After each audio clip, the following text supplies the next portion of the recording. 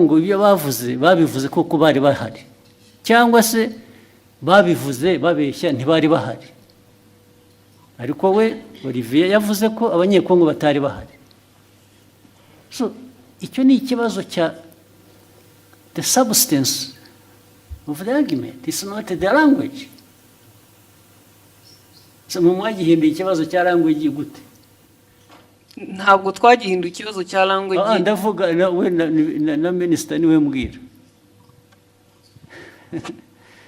ntabwo ari ikibazo cya language ngo uzajya ubwira abanyarwanda kuko niyo waza kuba yabyumvise igifaransa neza still yajya kuvuga ngo Olivier yatubwiye ko abanyekongo bari bahari kandi batari bahari yatubwiye ko batari bahari kandi bari bahari kuko abanyekongo baravuga ngo bari bahari. Is that an issue of language? Ibyo mukabiteranaho amagambo mu media gute? Yes.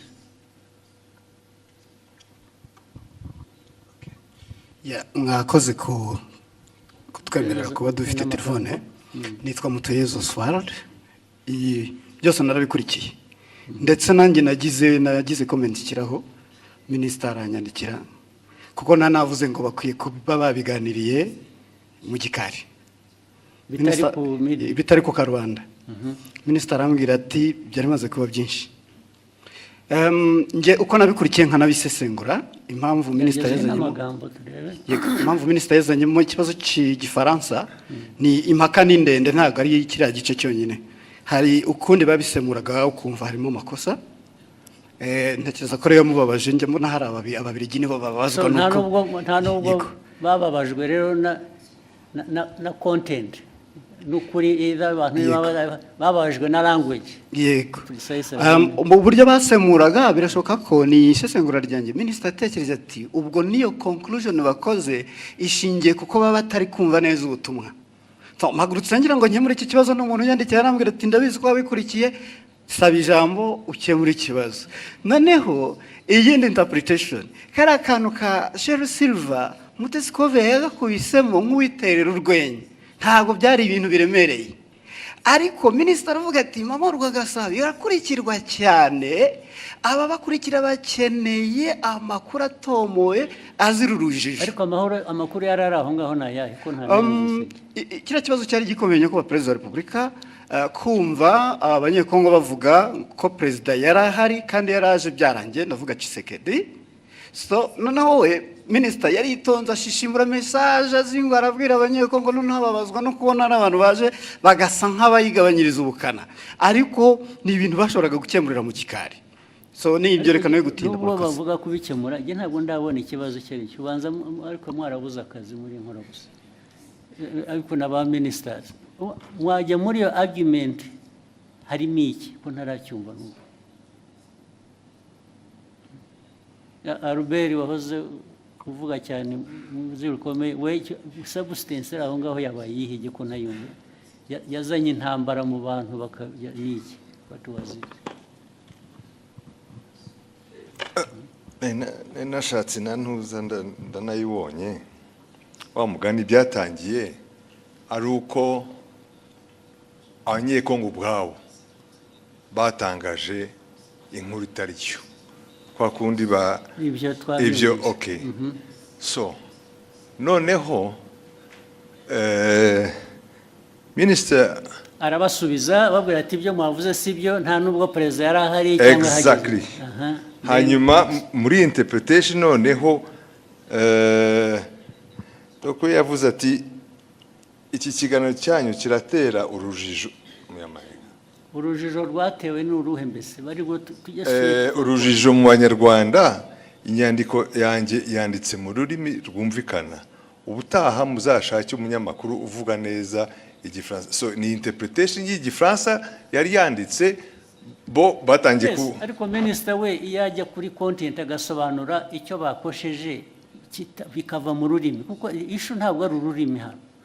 Issue ni content yuko bamwe muri abo bantu badiscussingaga ari side ya minister ari abanyekongo ari abaganiraga hariho wa misrepresenting the facts. Exactly. Ntabwo ari ikibazo cya language ariko no no ikibazo kirimo kuko we icyo yashubije kuko niyo mpamvu minister avuga ati mukwiye gushaka abantu bazi basesemura igifaransa neza mu kinyarwanda. So uko basesemuraga ntuza igifaransa mu kinyarwanda babwira the public audience. Ubwo icyo yakemuraga ni minister nuko cyagomba gukemura ni ikintu kimwe gusa. Perezida yarari aho ngaho cyangwa ntiyarahari? Ntabwo yarahari. Ibindi byo ururimi wabivugamo rwose, it doesn't matter.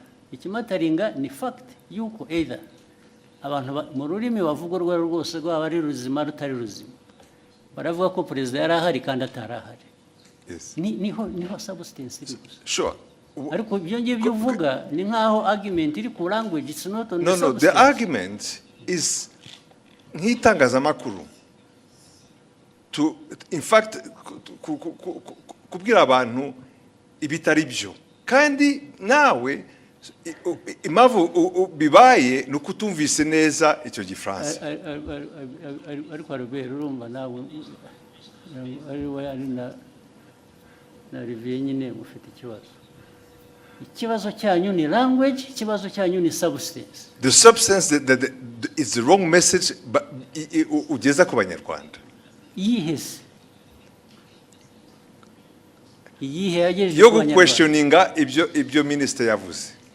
Now question ibyo navugaga rero ubu noneho bitwayeho byari biri ya questioning ibyo minister yavuze. Now that becomes the substance kurimo. No, it's not exactly. Mr. President, Excellency, the problem is where ajango abanyarwanda bumve the substance uko yari imeze.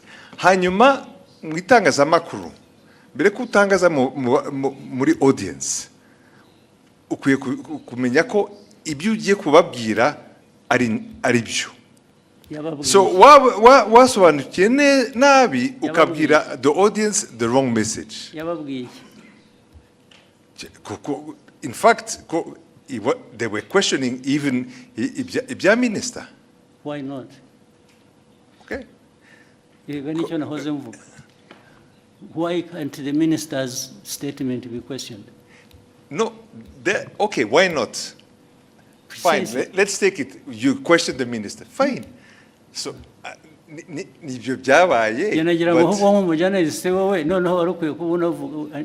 should be asking what I'm asking. Now, if you a journalist is conforming to minister yavuze, it's not right. Okay, in fact, tuvuge nkanjye wabikurikiye icyo gihe kubera ko narinzi inkuru uko yari iteye. For me also I was saying kabisa mugenzi wanjye mu itangazamakuru ari aratangaza inkuru itariyo. That is my personal opinion. Ariko yatangaje iki ko ya questionings gutangaza no questioninga no kubaza uvuga ko ushaka kumenya ukuri, it's not ntabwo ari gutangaza. In fact ni nkaho yemezaga ko wenda ibyo abanyekongo bavugaga byari byo. Ariko kandi yashoboraga kubikura bericisha make. Haraho ya byanditse muri iyo language, haraho ya questionings byaba mu cyongereza mu gifaransa cyangwa mu kinyarwanda. Uko minister avuze ibintu wari uhari nk'umunyamakuru nagendera kuri ibyo ngibyo.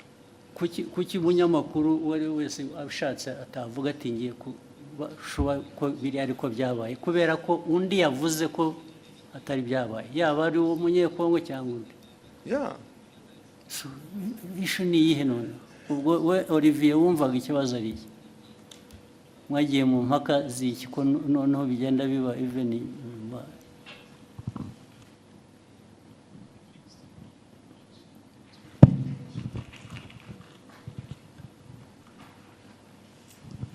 Murakoze Your Excellency.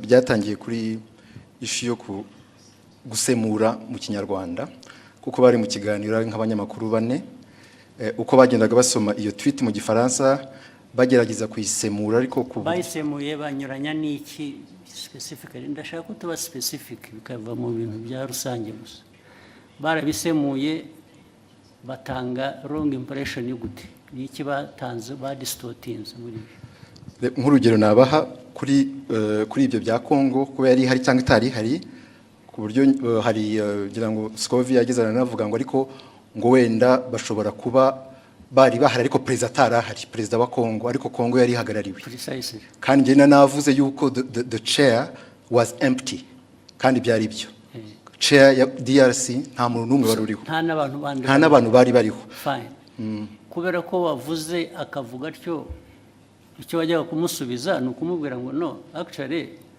nta n'umwe wari uhari gusa izindi ntambara ubwo zasubiza nk'iki nibyo nari navuze muri iyo tweet yuko the chair was empty ko ariko erega nta muntu wowninga facts cyangwa ukuri ngo iyo yavuze nta ugira icyo abaza wabivuze ni nabyo ariko somebody expressinze ko ashaka kumenya ko ibyo ari byo what is wrong with that ikibazo cyari gihari nuko it was even questioning a fact. It was not even my opinion. It was a fact. Questioning what? No, it was your opinion, much as it was a fact. Kuko niwe wari wabizanye.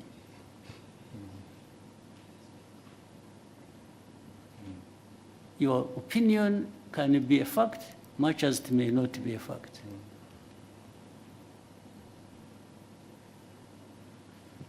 Your opinion is not always a fact. Nobody, this is why I'm telling you, nobody owns the fact. And that's why journalists, as we know it, nubwo mujya mutunenga ahubwo twebwe ntabwo numva ko iyo umuntu yavuze ikintu kubera ko ari minister byanavuzwe ko ari minister, so nobody says anything kubera ko byavuzwe na minister. How? So your exchange is flawed. It's not right. You didn't even, if you really wanted to act even as a minister, you wouldn't have had this exchange like the way you did. Niba ari ukugiye kujya udiringa n'aba journalists, then there is a problem. So byabanje kuba ko ari interpretation ya French n'ikinyarwanda kuko ni nabyo wanditse ni nkaho bababwiraga ko bakwiye kuba bazi igifaransa kizima kitari icyo so byavuye no kuri substance byagiye muri ibyo ngibyo birimo iki nka minister cyo bibonamo ni iki none. It was just to ensure yuko abanyarwanda bahabwa the right information kubyerekeye ibyabaye gusa. The right information iva mu bibazo bibazwa. If they are asking you and you can substantiate what you are saying, abanyarwanda they are benefiting. Another time actually they may question you and find what you said was not right. Still abanyarwanda will benefit.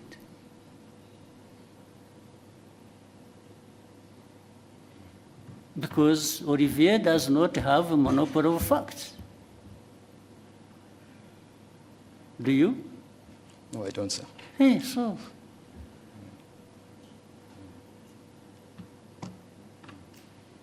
Why would you behave in exchange as if you own the facts? Na Albert wagusapotingaga bimura namubaza ko bati nabyibagiwe ati ntabwo numva mbizi ubwo se what is the argument?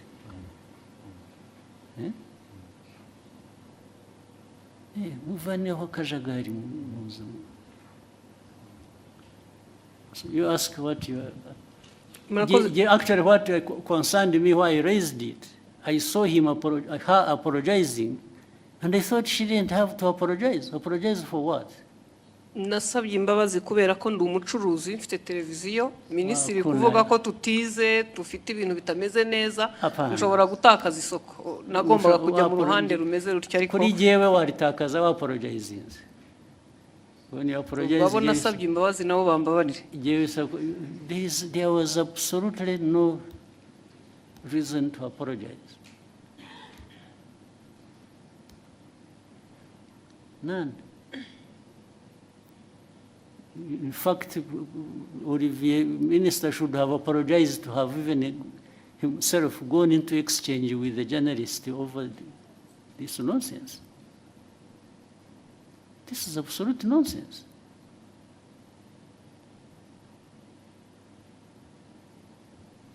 Okay, go ahead. murakoze nyakubahwa perezida wa repubulika ndi Scovia Mutesi nyine nkorera mama rwa Gasabo.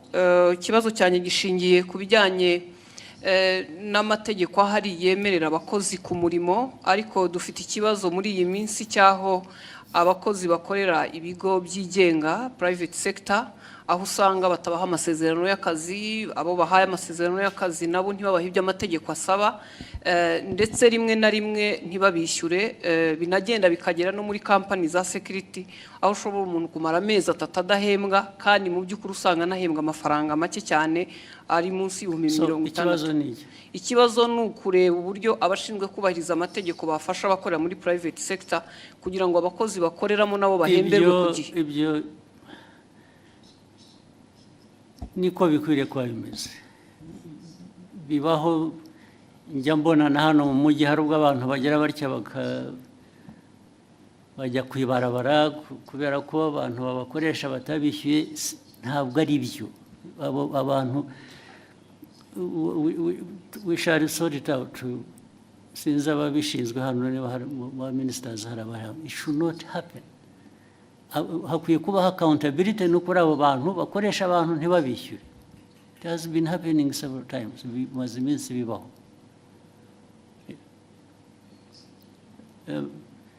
Minicom uri hano cyangwa n'abandi, abantu kutishyurwa bikarinda bivamo inshuro bibaye, murabizi. You have seen it, Minister of Local Government, mwarabibonye bibaho cyane. Kuki bikwiye kubaho? Kandi iyo byabayeho inkurikizi kuba tabishyura baba bakwiye kuba babishyura nizi. Anyway, yihorere icyo kibazo kirumvikana, it will be sorted out one way, bizakemuka ku buryo bumwe cyangwa ubundi. Murakoze nyakubahwa perezida wa repubulika, nashakaga gusoreza ku kijyanye naho ibiciro bigeze ku isoko bigaragara ko bihenze, kandi si mu Rwanda gusa ni ku isi, ariko hari ibyiciro by'abantu bakigowe ndetse bakaba ari n'abakozi ba leta ku mishahara, abanyamabanga nshingwabikorwa b'utugari, abaganga, ndetse na bamwe mu bakora mu nzego. Ibyo bibazo birazwi kandi bihoraho, bizanahoraho. Hahora ibintu bihora bihinduka. Ntabwo hanze ku isoko bijyanye n'ubukungu bw'igihugu ari ku miterere yabwo ubwabwo cyangwa bifite bituruka hanze bitera ibibazo igihugu, byo bihoraho. Ni ugushaka ko tubikemura gusa. Ibyo uvuga byose birazwi, ndetse niyo mpamvu habaho rimwe na rimwe kugerageza gukemura bimwe dufasha. Urabizi, iyo ubona leta ifata ibyemezo igatanga subsidies mu Kinyarwanda ni iki? Nkunganire. Buriya urabizi ko biriho, baba bunganira umuturage bazi ko nabo, kandi ntibamwunganira bihagije, bamwunganira bijyanye n'ubushobozi, kuko hari ubushobozi igihugu kiba gifite kikunganira abantu uko gishoboye, gishoboye cyabitanga byose. Ibyo rero uvuga byo rwose birahari. Urebe mu gihugu hari ibijyanye na igiciro cy'ibintu byose, n'igiciro kigenda ku ifaranga wagujije cyangwa ibijyanye n'ibiciro ku masoko by'ibyo kurya urabizi ko byazamutse